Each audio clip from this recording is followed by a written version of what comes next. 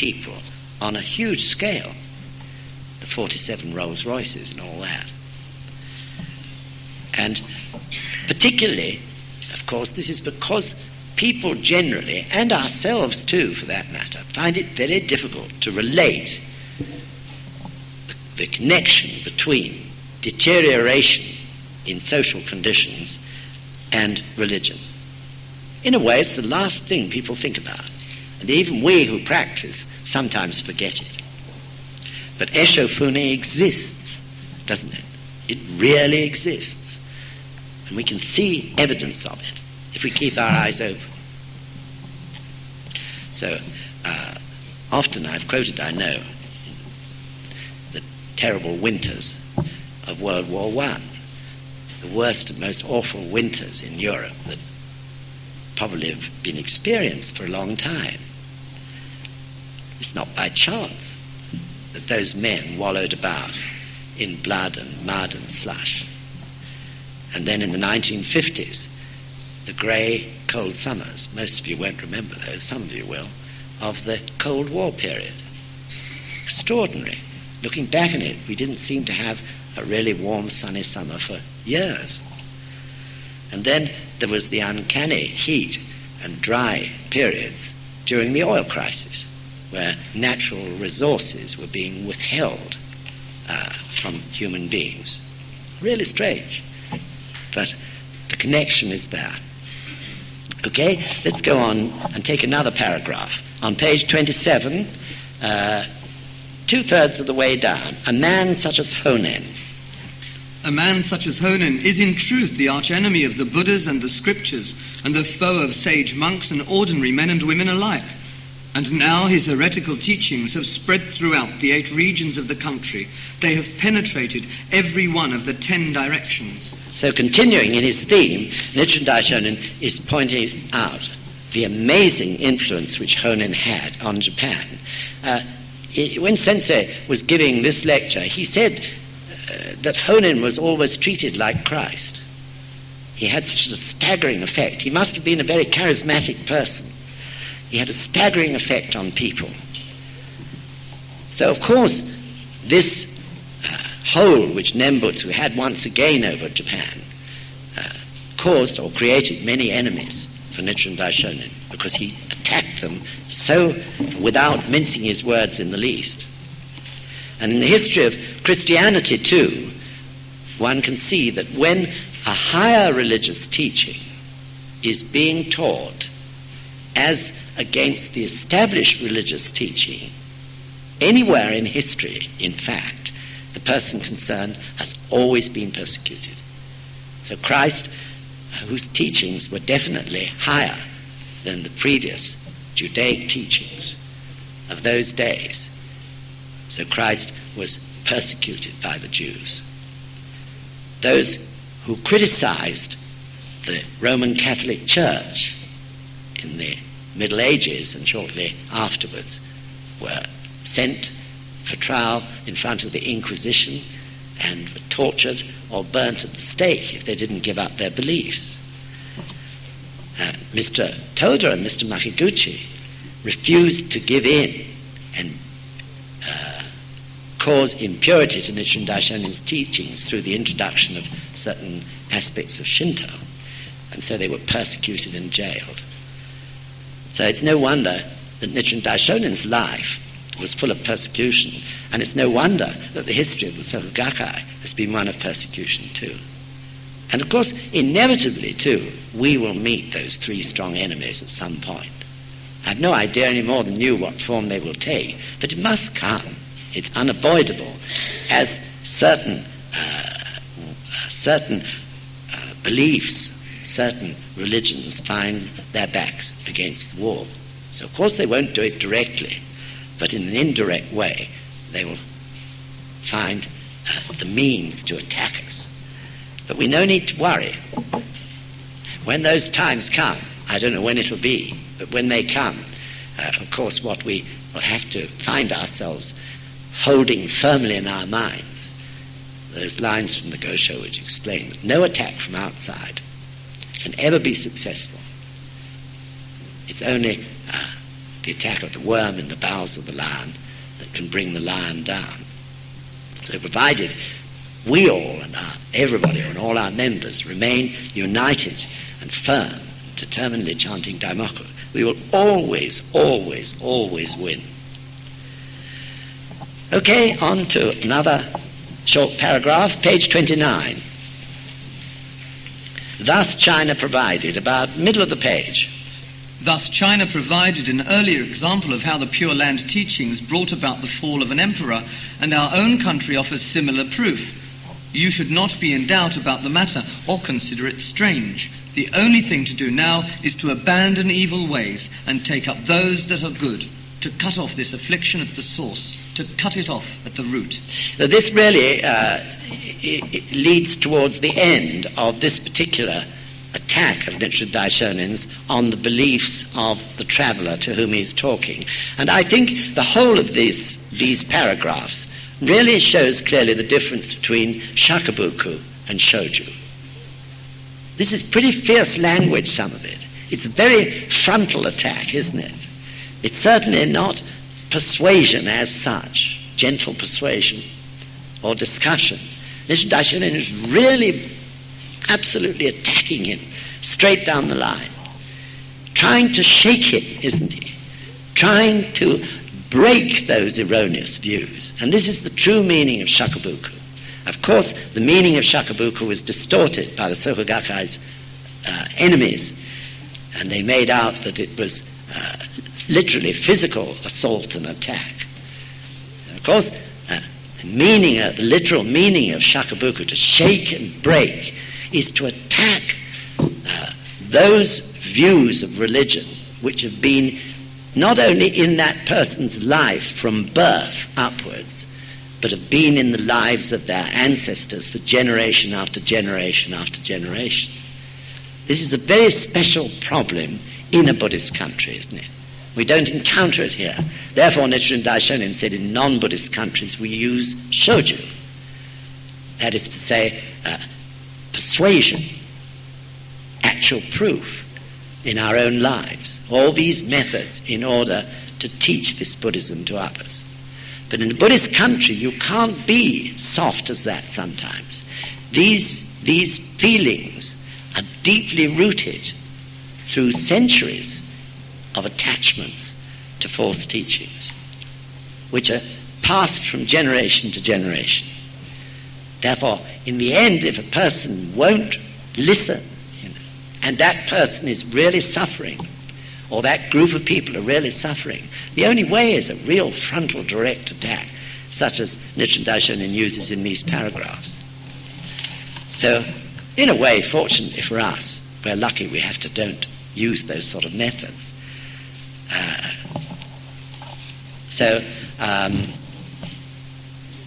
Jihi, real jihi, requires incredible courage, doesn't it? And it requires incredible courage, I think, particularly in a Buddhist country, where you're attacking the very foundation on which the roots of society have been growing. Very different from our task. Though, of course, our task's difficult in another way. Probably all forms of shakubuku are difficult. But I feel theirs, perhaps, requires even greater courage to attack frontally in that way. And of course, the driving force behind Nichiren Daishonin was pure jihi. He was totally concerned with the sufferings of the people and the state of Japan at that time. In just the same way, Mr. Toda was totally concerned with the sufferings of the people of Japan during World War II, as was Sensei. His concern was with the sufferings of the people. And of course, in Sensei's case, his concern, following President Toda's guidance, expanded towards concern for sufferings of people of the whole world.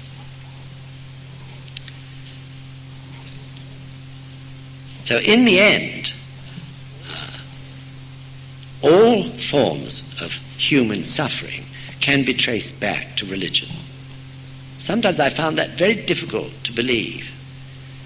But actually, if you really reflect on any form of suffering you see, and you dig into it, whether it's on a national scale or an individual scale, it can be traced back to the wrong religion.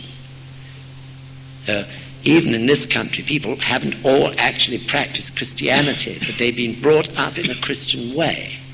And this has led to sufferings which we can observe, such as perhaps the most obvious one being ridden with guilt. So the wrong religion is not necessarily the result of the founder of that religion. For example, if you study Christianity, the teachings of Christ, as they're recorded, are extraordinarily pure. They don't cross Buddhism in the least.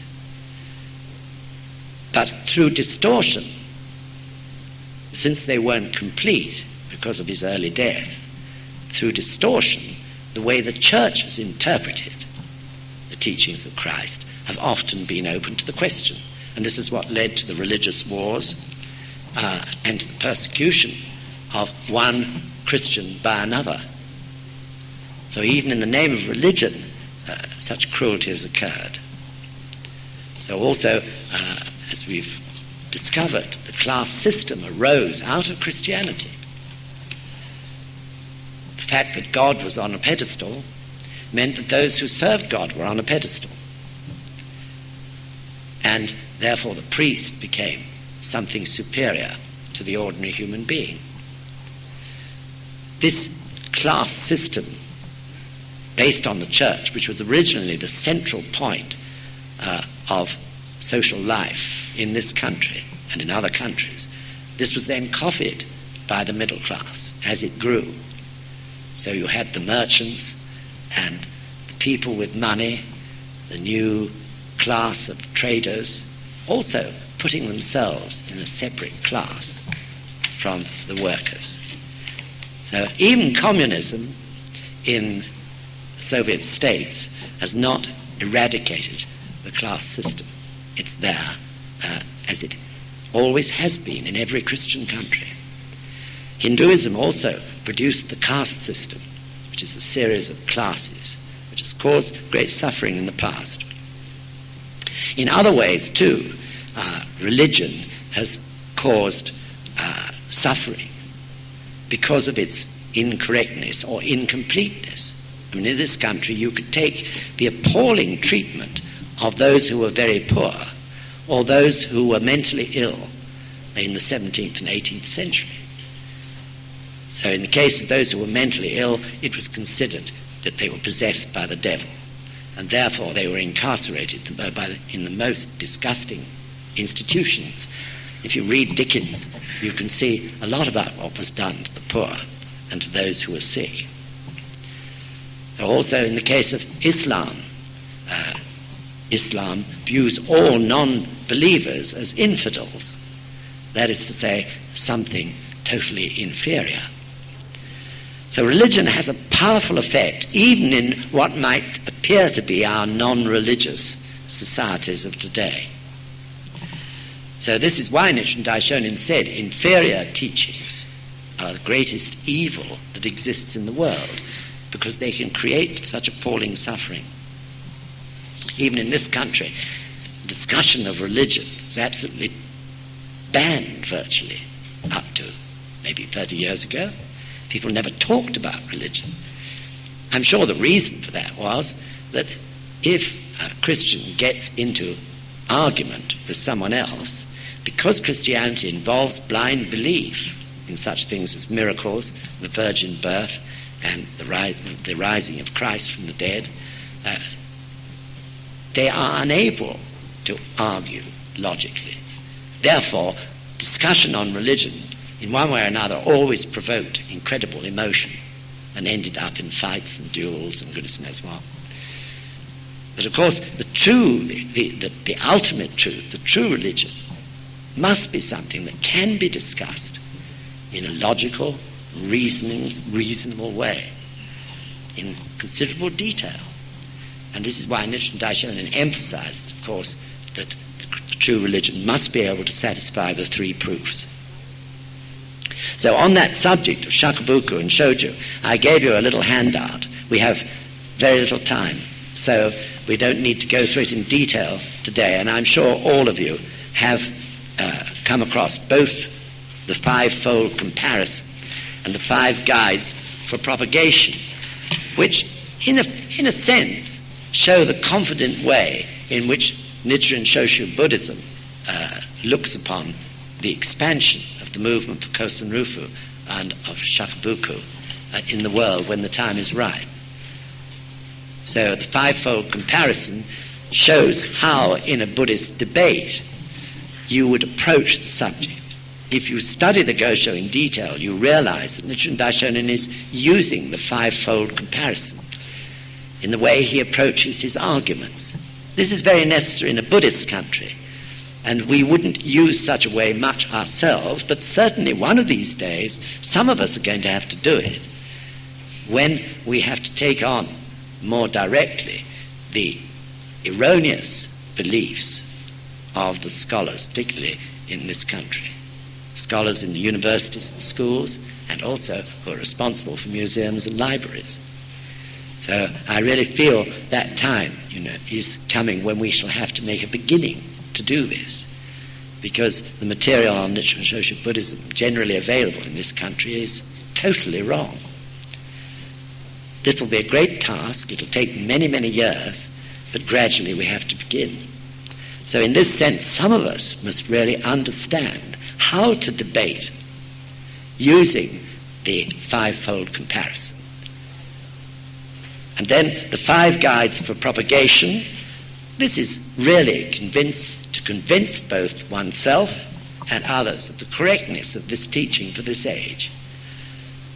So the correct teaching that comes from those five-fold comparisons. To prove it, you've got to relate the teaching which you're trying to put across in order to prove it through debate, should one have to do so with a scholarly person. And the intellectual capacity, the people's minds and state of life are able to take it in and practice it. And the time, it started in Japan in the chaos of that period of natural disasters. It appeared again in Japan at the end of World War II when Japanese society was in chaos. In the UK, our situation has become increasingly deteriorating. Fortunately not yet in too violent a way, but nevertheless it is deteriorating over the last 10 years. At the same time, the great pure law appears. And then the country, that means the society or the culture. Is it suitable for the society or culture? Nichiren Daishonin's Buddhism, we're proving through the expansion of SGI, through more than 100 countries in the world, that it can blend into any society or culture without actually changing the culture of that country. This can't be said of, for instance, Islam, which requires you virtually to live a life in the same way as the Arabs live their lives. But in Christianity, in Nichiren Daishonin's Buddhism, we are able to live a normal life. And then finally, the previous teaching. That is to say, of course, we must be able to refute those previous teachings in order to spread the true teaching. So probably, the thought of having to tackle scholars and other influential people might be quite scary. And I'm sure this is why Nichiren Daishonin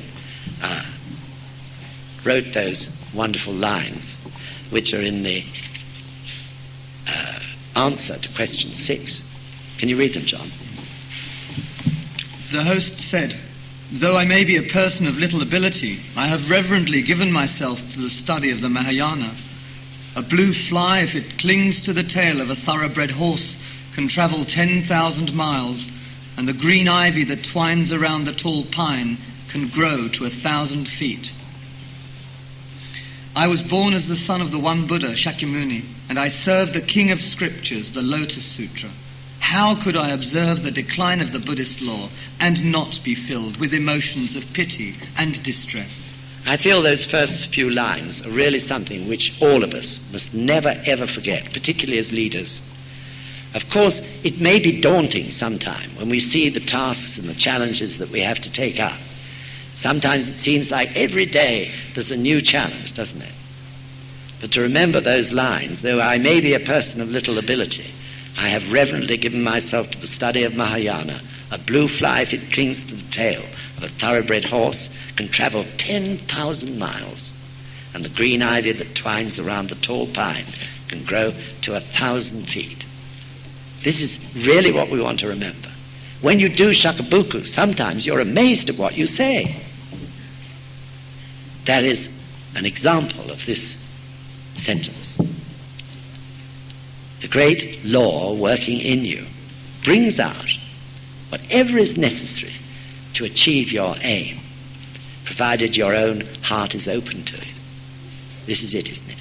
It is being open to the gonzan, isn't it? To be like that blue fly clinging to the tail of the horse and being swept along 10,000 miles. Then all we need, all the ammunition, if you like, the verbal ammunition that we need in order to convince and explain to others will definitely come. So time is up, and I mustn't go on any longer, but let's take those few lines, not only ourselves, but also to our members. They're incredibly encouraging lines. So when people are really suffering and scared and worried about the future and about the obstacles which they face, really give them those lines, because it can't fail to impress them. Thank you very much indeed. Thank you. Thank you.